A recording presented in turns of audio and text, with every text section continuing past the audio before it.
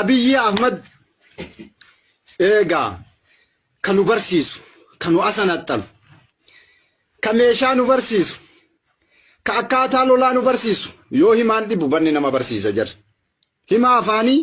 akkaan si barsiisuu danda'an akkumaan nu barsiisanillee akkumaan nu qajeelchanillee nullee akkumaan qajeel akkumaan fiinallee akkumaan barannallee akkumaan meeshaallee tokkofinallee hagachi geennutti nun dhibu Onak shane onun jedhan onak shane jedhaadha inanulle waytachi gaanammoo tu jarri akka jedhan sanii mitin ulfaata humna kennaa oliin ulfaata dheefa maratanne kalaas tiyyaan na baasii luka kamtu na baasa ka asmii qabu jalaan ba'u jar ka qara fiigicha tireeringii moo maalii jedhan san hin qabnellee jalaan ba'u jarri sitti na laamu darbinaaniin mataa duubaa kanaan si keessa kaayaa duraan si keessaa bu'aa achumatti hallaqa meeshaan keellee achumatti rakkabama eegaa nu godhee bar maqaa isaan dhawwan amma bilsiqinnaa keessaa tokko eegaa leenjisaadha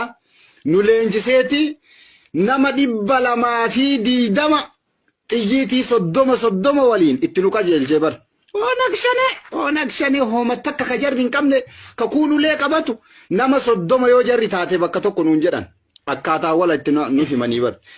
yoo nama 100 bakka kana ka jiraattu ka taatu taate namni meeshaa qabu nama 30 namni 7 Abiy Ahmed